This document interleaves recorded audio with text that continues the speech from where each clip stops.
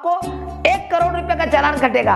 कोई चोर पकड़ा गया, ध्यान से सुनिएगा, अगर मान लिया रास्ते में कोई चोर पकड़ा गया, अब देखो वो चोरी करते हुए अगर चोर पकड़ा जाता है तो पब्लिक को अगर मिल जाए तो पब्लिक तो उसका कीमा बना देती है ना। तो ये तो कहते हैं ना संविधान के नियमों का उल्लंघन करना। ये जो सरकार जो है ना मनबड़ू हो जाता है ना, अपने मन का जो काम करने लग जाती है सरकार, मान लिया गवर्नमेंट। इस टॉपिक पे तो मैं बात नहीं करूंगा वरना पता चले कि सुबह जो है ना आ जाएगी पुलिस, हथकड़ी ले जाके जेल में डाल देगी, है ना। तो सरकार क्या कर रही है नहीं कर रही है इस टॉपिक पर तो अभी मैं बात नहीं करूंगा। संविधान की तो खैर बात ही अलग है।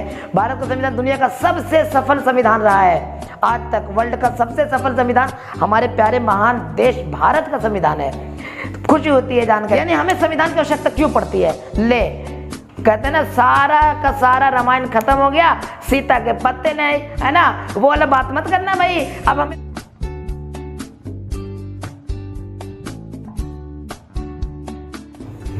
जय हिंद। हेलो दोस्तों, मैं हूं आपका माहिर सर और हमारे MS माहिर एकेडमी यूट्यूब चैनल में आपका स्वागत है।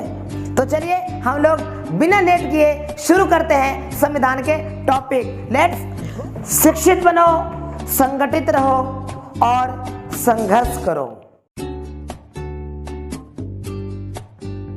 तो चलिए तो देखते हैं एक टॉपिक देखेंगे। टॉपिक के अकॉर्डिंग पढ़ेंगे संविधान किसे कहते हैं, संविधान कैसे काम करता है। तो सबसे पहला टॉपिक है कि संविधान क्या है, यानी संविधान कहते किसे हैं। तो आपका ये कहता है कि यहाँ पे कि किसी भी देश की शासन व्यवस्था से संबंधित नियमों और कानूनों को के संग्रह को ही संविधान कहते हैं। क्या है इसका मतलब, यानी कि किसी भी देश को सुचारू ढंग से चलाने के लिए एक संविधान की जरूरत होती है, नियम कानून की जरूरत होती है।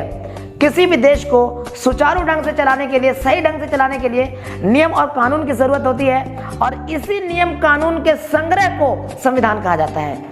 आई समझ में बात, कोई दिक्कत तो नहीं है। जैसे अगर मैं आपको एक बात कह दूं कि भाई कल से आपको स्कूल जो है लुंगी पहन के जाना है, क्या आप लुंगी पहन करके स्कूल जाएंगे? नहीं। और अगर जाएंगे भी तो हो सकता है अगर स्कूल के टीचर अगर थोड़ा आध खोपड़ी मिले तो हो सकता है 2-4 थप्पड़ मार के खोपड़ी भी फाड़ दे तुम्हारा। तो इसलिए आप लुंगी पहन करके नहीं जा सकते स्कूल, क्योंकि आपको मालूम है कि स्कूल के रूल नहीं है ये स्कूल का कानून नहीं है कि आप लुंगी पहन करके या प्लाजो पहन करके या लहंगा चोली पहन करके आप चले जाओ, है ना। ये बाकायदा रूल होता है स्कूल के अंदर कि आप स्कूल जाएं तो आप किताब लेकर के साथ ही साथ वहाँ के ड्रेस पहन करके जाएं, वहाँ का रूल है। तो ठीक उसी तरीके से किसी भी देश को चलाने के लिए, क्योंकि देश एक बड़े लेवल पे होता है और बड़े लेवल पे देश को सही ढंग से चलाने के लिए, ताकि ना तो देश को सुचारू ढंग से चलाने के लिए भी नियम और कानून की जरूरत होती है, उसी को हम संविधान कहते हैं। यानी यही कह रहा है कि किसी भी देश की शासन व्यवस्था से संबंधित जो नियम और कानून होते हैं उसके संग्रह को ही संविधान कहा जाता है। यानी जितने भी शासन व्यवस्था का क्या मतलब है, शासन व्यवस्था का मतलब होता है जैसे देश के अंदर चलाने वाली जो शासन व्यवस्था है, कैसा शासन है। जैसे हमारा देश तो ऐसे भी पता है कि आप लोगों को मालूम है कि हमारे देश लोकतांत्रिक शासन हमारे यहाँ चलता है, यानी जनता की शासन है। तो शासन चाहे जिसकी भी हो, जनता की हो, राजा की हो या सरकार की हो, है ना, किसी की भी हो, तो उस शासन को सही ढंग से चलाने के लिए, है ना, जिस नियम कानून की जरूरत होती है, जितने नियम कानून की जरूरत होती है, उन्हीं के संग्रह को, उन्हीं सारे नियम कानून को हम संविधान कहेंगे। समझ में आ रही है एक चीजें, कोई दिक्कत तो नहीं है। संविधान एकदम बेसिक सा फंडा है। मतलब ये समझ लीजिए कि किसी भी देश को सही ढंग से चलाने के लिए जिस नियम कानून की जरूरत होती है, उसी नियम कानून के संग्रह को ही जब हम इकट्ठा करेंगे, संग्रह करेंगे, एकत्रित करेंगे सारे नियम को, तो हमारा संविधान बनेगा। अब आते हैं कि संविधान कितने प्रकार का होता है। मेरे भाई पूरी दुनिया के अंदर 2 तरह के संविधान है, 2 तरह के संविधान काम करते हैं। पहला तो ये आपको मालूम होगा लिखित संविधान और दूसरा है अलिखित संविधान। क्या है इसका मतलब, यानी कि लिखित संविधान वो होता है जो जिसका ज्यादातर हिस्सा लिखित रूप में मिलता है। जैसे भारत और अमेरिका और दक्षिण अफ्रीका का जो संविधान है, जो हमारे यहाँ जो संविधान लिखा गया है, तो भारत का संविधान की तो खैर बात ही अलग है। भारत का संविधान दुनिया का सबसे सफल संविधान रहा है आज तक। वर्ल्ड का सबसे सफल संविधान हमारे प्यारे महान देश भारत का संविधान है। खुशी होती है जान करके। तो मैं बात कर रहा हूं कि संविधान 2 प्रकार के होते हैं, एक होता है लिखित संविधान, एक होता है अलिखित संविधान।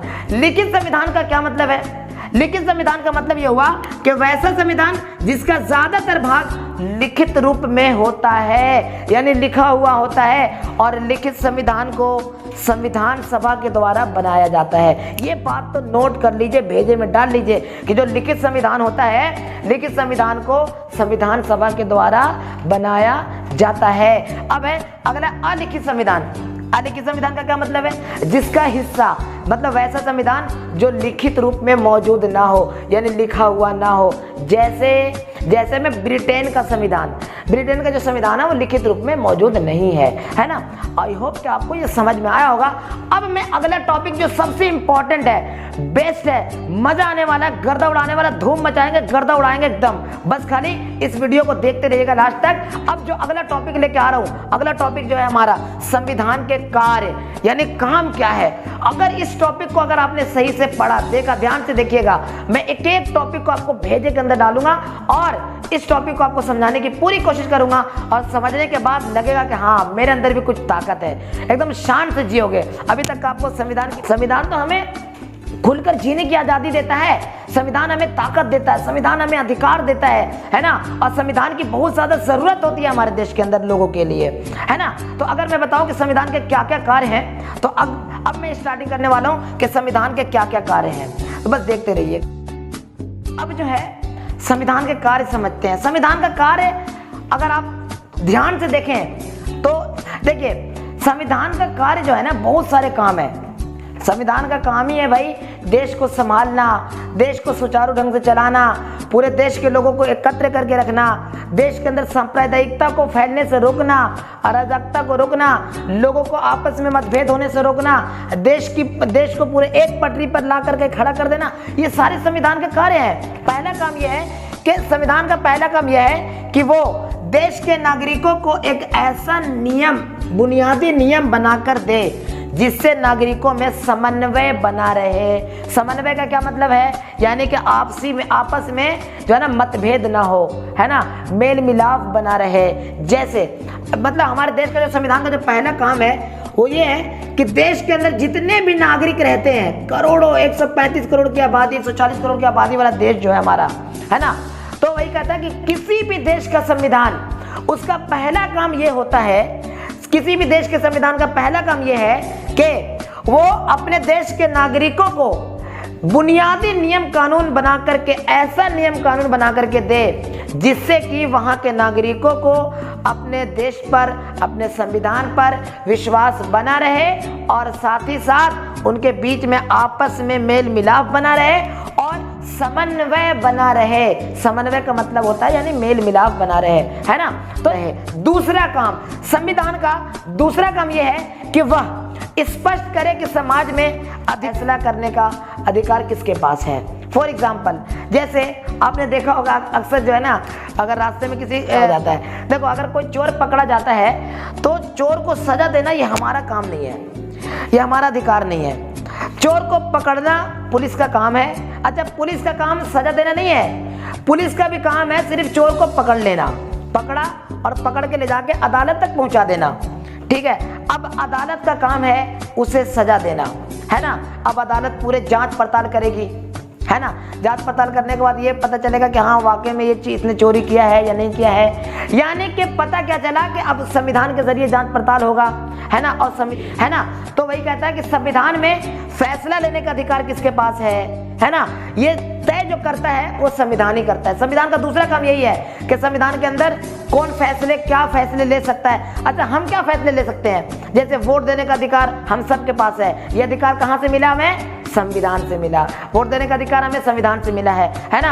अगर कोई मुजरिम पकड़ा गया तो मुजरिम को सजा हम नहीं दे सकते, सजा देगा तो कोर्ट देगा। यानी कि सबके अलग अलग पार्ट है, अलग अलग पार्ट के अलग अलग काम है ना। न्यायपालिका का अलग काम है, विधायिका का अलग काम है, कार्यपालिका का अलग काम है, सरकार के काम अलग हैं, हमारे काम अलग हैं। पुलिस का काम कुछ और है, जज कुछ और करता है ना। वकील का काम कुछ और है। पुलिस का काम है मुजरिम को पकड़ना, है ना, और जज का काम है फैसला सुनाना, और वकील का काम है वकालत करना, है ना। अब वो वकालत किसी की भी तरफ से कर रहा हो, है ना, मतलब तो ये सब का काम जो बटा हुआ है अलग अलग, वो किसके द्वारा पता चलता है हमें? संविधान से पता चलता है। यानी कि संविधान का दूसरा काम है कि देश के नागरिकों को, देश में जितने भी लोग हैं, कि कौन फैसले लेगा, किसका क्या अधिकार है, किसके पास कितना पावर है, यही बताने का काम करता है हमारा संविधान। यानी संविधान का दूसरा काम यह है कि वह स्पष्ट करे कि समाज में अधिकार लेने का,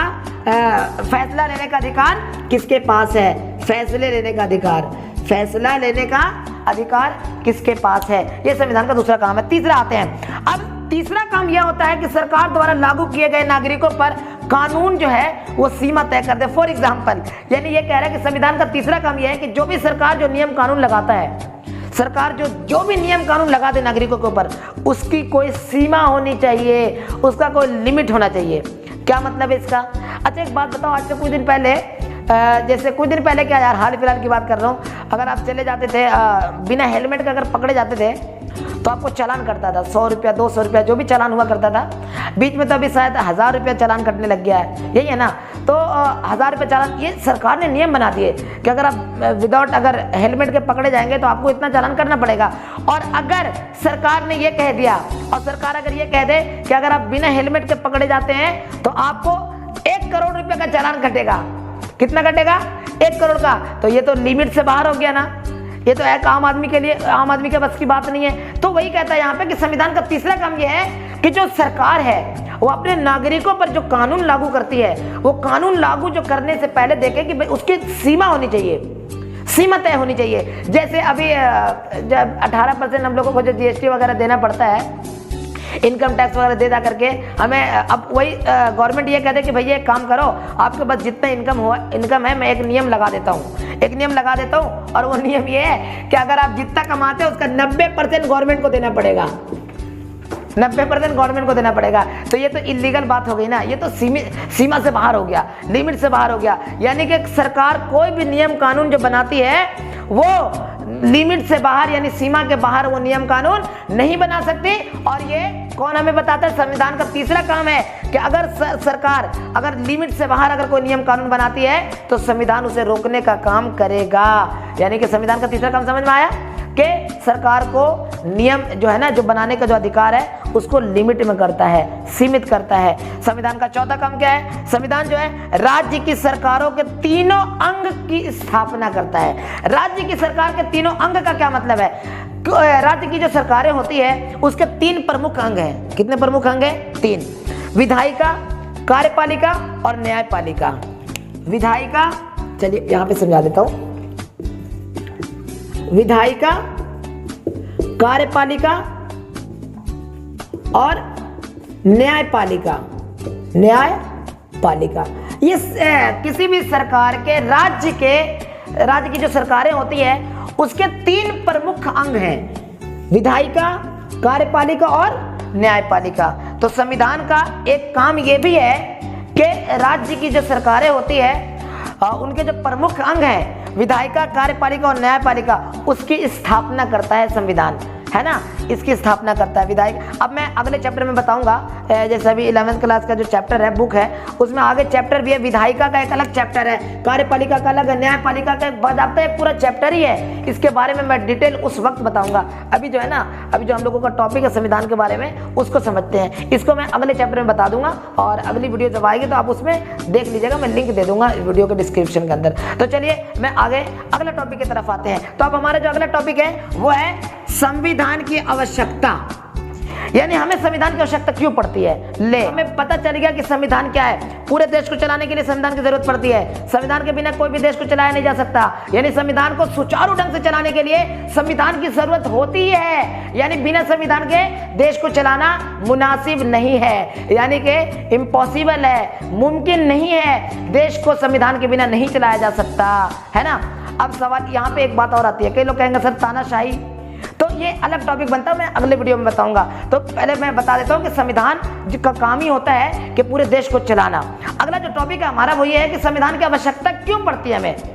अरे भाई, संविधान की आवश्यकता इसलिए पड़ती है क्योंकि संविधान से हमें अधिकार मिलता है, संविधान से हमें पावर मिलता है, संविधान ही हमें जीने का सम्मान देता है, संविधान हमें आज़ादी देता है, संविधान हमारा अधिकार बताता है, संविधान हमें बताता है कि देश में कैसे रहना है। अरे मेरे भाई, तो संविधान की आवश्यकता कितनी है अब मैं समझाता हूँ आगे। जैसे संविधान के कार्य तो समझ में आ गया आप लोगों को। है ना, संविधान के प्रकार भी समझ में आ गए। तो अब अगला टॉपिक जो है हमारा वो है संविधान की आवश्यकता क्यों पड़ती है। तो चलिए आगे शुरू करते हैं कि संविधान की आवश्यकता क्यों पड़ती है। कि संविधान बहुत जरूरी है देश को चलाने के लिए, है ना। क्या है कारण, क्या है भाई?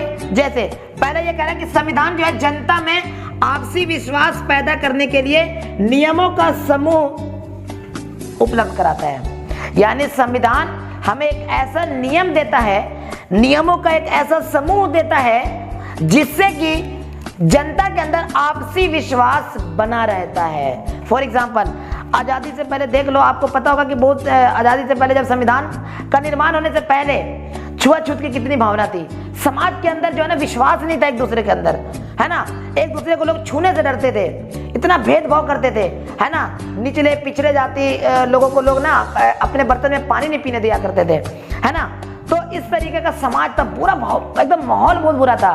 संविधान ने हमें नियमों का एक ऐसा समूह बना करके दिया जिससे कि जनता के अंदर आपसी विश्वास बना रहे। हिंदू, मुस्लिम, सिख, ईसाई आपस में हम भाई भाई सब खाएं एक ही थाली के अंदर। इसलिए हमें संविधान की आवश्यकता पड़ती है। यानी हम लोग पढ़ रहे हैं कि संविधान की आवश्यकता क्यों पड़ती है ना।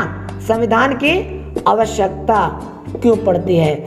अब देखिए अगला यह है कि संविधान यह तय करता है कि अंतिम निर्णय कौन लेगा। अगर मान ले पब्लिक को अगर पकड़ा गया चोर, तो पब्लिक फैसला नहीं करेगा।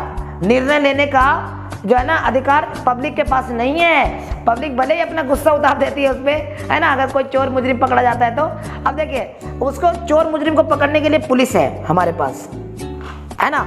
ये संविधान ने पुलिस को यह अधिकार दिया है कि ये अगर कोई चोर है, मुजरिम है, तो उसको सही सलामत से पुलिस जो है सुरक्षित तरीके से उसको पकड़ के उसको गिरफ्तार करेगी, है ना। यानी पुलिस का काम है मुजरिम को गिरफ्तार करना। और गिरफ्तार करने के बाद वो ले जाएगी अदालत। अब अदालत में वो मुजरिम पेश होगा, उसकी गवाही होगी, है ना, जांच पड़ताल होगा।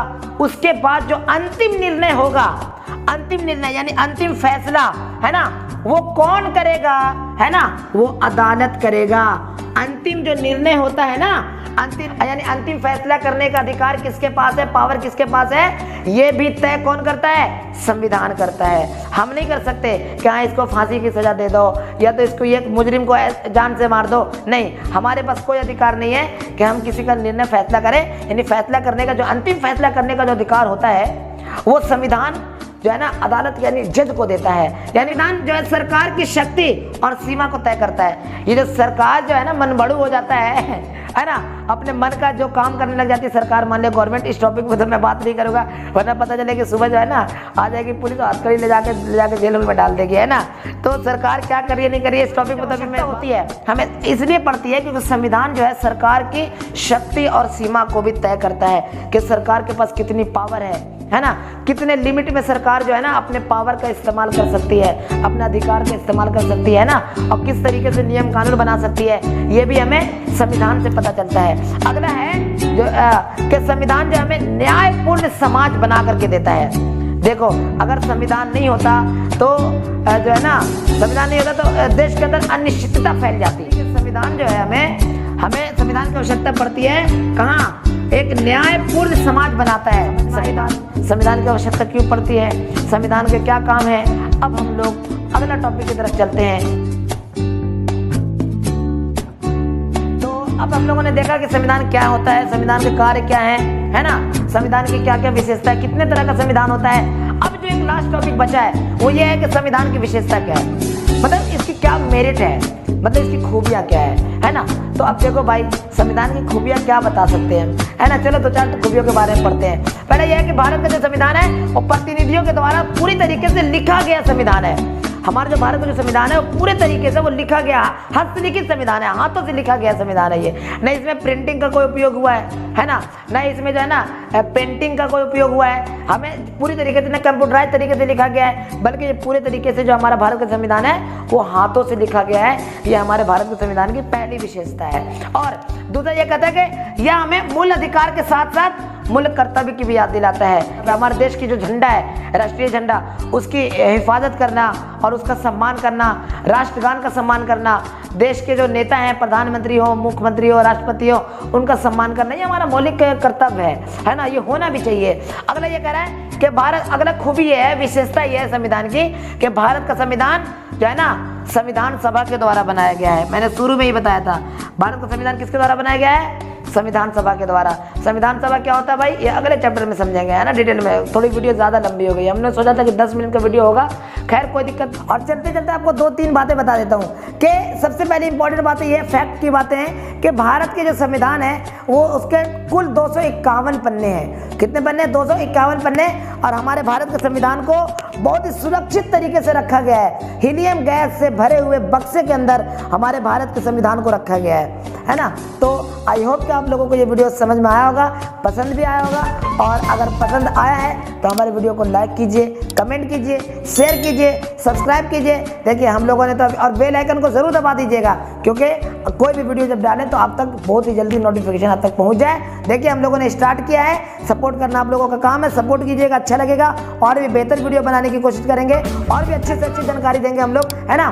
तो आप लोग सपोर्ट कीजिए प्लीज़, इस वीडियो को ज़्यादा से ज़्यादा शेयर कीजिए, अपने दोस्तों तक पहुँचाइए।